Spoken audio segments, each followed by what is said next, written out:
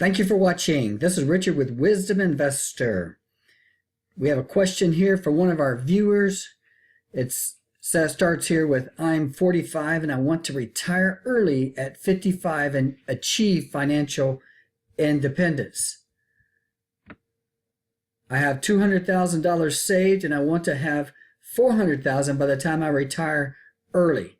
Is this possible?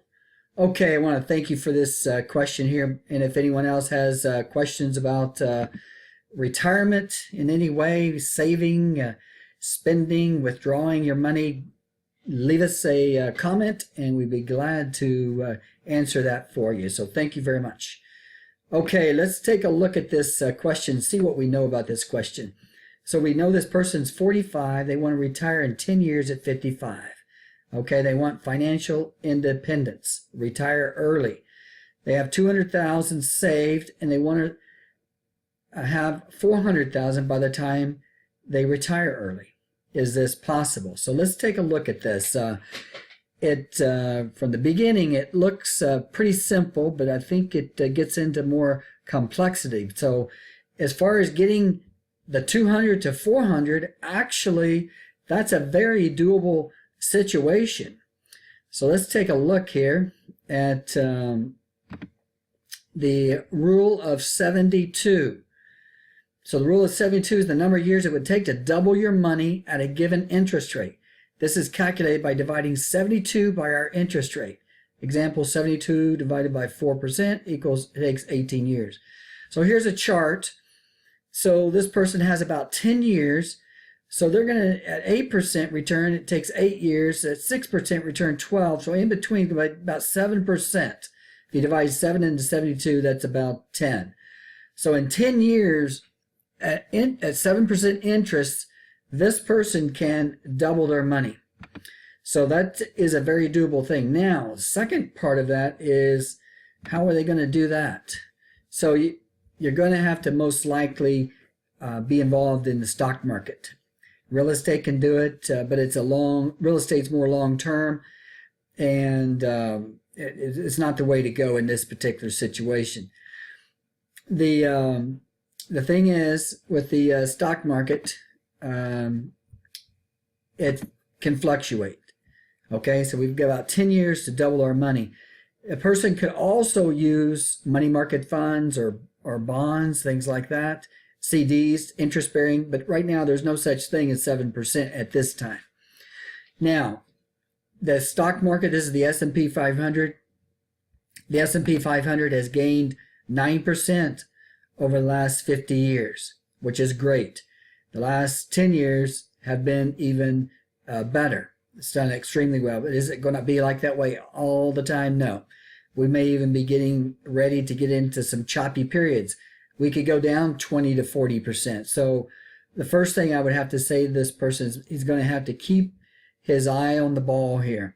And you don't want to take a 20 to 40% hit, because it does take a few years to get that back if he wants to retire at 55. So a lot of retired folks deal with this type of situation. If the market starts to go down and you need that money, it can hurt. So he's got to be very careful here that he stays on top of this. So he could do it in the stock market. He could generate his 7%. He wants to make sure, in my opinion, to be in the market when it's going up. And if we get one of these downturns, you're going to want to be out of the market, because this was a downturn of about 2 years, and then it took another 1, 2, possibly 3 years to get back to where it was. Okay, so that's 5 years total, and it's all about when you need the money. So that would be one consideration. Okay, so we talked about the stock market. So there is some winds blowing against the stock market. We have interest rates increasing. We may be towards the later part of the business cycle here. And so there is the possibility that the stock market may not get the returns that it has in the past. Also, in the next couple of years, the president may have a little more difficult time at getting his policies across of tax cuts and etc. His first 2 years, he had the Congress and the Senate in his favor. Now we have a split situation. The Congress has been taken over by the Democrats and the Senate by the Republicans. So we may have more of a gridlock situation. So that could make it difficult to get that 7%. But we're going to look at some other ideas here also. The next area is regarding taxes and tax planning. So let's go back to this situation. The person that we're answering the question for said he had $200,000 and he wants to have $400,000. Now, what we don't know is that money all in a 401k. Is it in a Roth or IRA, or how much of it is actually in a non-IRA account? If it's in an IRA account, if he gets his $400,000 and he's 55, if he takes it out at 55, there's going to be some massive taxes on that. So that's another consideration in this particular case. If it's non-IRA accounts, he's going to be in good shape. But if he's talking about being in 401k plans that is going to be a tax charge, he's going to have to be very careful. The next step in this situation is determine what your expenses are going to be. So if you're going to have $400,000, that's going to generate a certain amount of income, but you're going to have to keep your expenses less than what your income is. So these are some statistics from the Bureau of Labor Statistics. Average, they did some statistics here. It's defined as those run by someone 55 years old who spend an average of $49,279 a year. So you're going to need, if you retire with $400,000 and your expenses are $49,000, that could be difficult. We'll break that down in a minute, but that's about $4,100 per month. So these are the various expenses that were surveyed by the labor statistics. And so we've got housing, $1,300, transportation, we got healthcare. Healthcare is increasing at about 6% per year. Food, personal insurance, clothing, entertainment is coming about, this is adding up to about $4,100 per month. Keep in mind that healthcare is one of the biggest expenses, and as we said, it's growing by 6%. Housing, now it's really going to depend on where this person lives. We didn't have enough information to know where this person lived, but they may live in an area where the cost of living is much less. They may live in an area where the cost of living is much higher. They may have their house paid for. That's going to be a real big factor right here. Transportation also is a big factor in a person's expenses. So let's break this down just a little bit more here. Okay, so we're looking at this is a calculation here on the time value of money. And one thing I would suggest, this person has 10 years to go, is to save at least $400 per month. Okay? If he can get 7%, $400 per month over 10 years, that's going to give him an additional $69,000. So I would definitely recommend that he put away as much money as possible. Now let's take a look at this money here that he's put together. This is our retirement nest egg calculator here. And we're going to make some assumptions here. Let's say once he makes it to 55, he's going to live for 35 years. That's to age 90.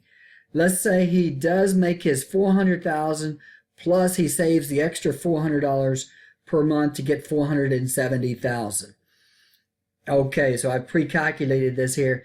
He's going to want to have his money continue to grow.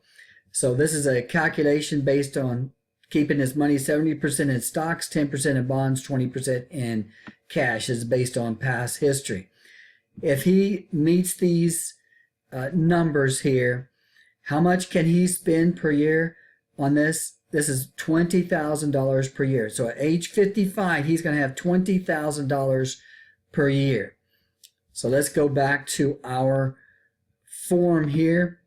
Again, over here we were saying that he was going to need $4,100 per month. So he would have to make some drastic cuts in his living in this case. He's 55. He's not going to be able to take Social Security. Maybe he can get a couple thousand in Social Security. He might be better off. But those first, depending on when he retires, 7 to 10 years after 55, he's going to have to cut back. So I consider that a little bit of a negative with 400,000, and it really, again, it comes down to what the expenses are for this person. If their expenses are extremely low, they live in an area of the country with a cost of living is extremely low, then this person would definitely make it, or at least they would have a chance to make it. Okay, so in this case, again, it's going to have $20,000 per year. So for 400,000 over 35 years, you have to continue to grow that money in order to make it. Okay, so what's our final answer in this particular case? I personally think it's going to be tough. Now, again, we don't know all the factors here. We don't know the expenses, but 400,000 is a good sum of money, but he's got about 7 to 10 years before he's going to be collecting Social Security. Social Security would help out. It's all going to depend on the expenses. But you got to make that 400,000 last 35 years. So you're going to have to invest it. You've got to make sure you have an emergency fund, and you're going to have to cut those costs. It could be done. I'm not saying it couldn't be done. 400,000 is a nice chunk of money, but you're going to have to cut your cost. So I want to thank you for watching. Leave a comment. If you have a particular situation you'd like to get an analysis on, let us know. Thank you for watching.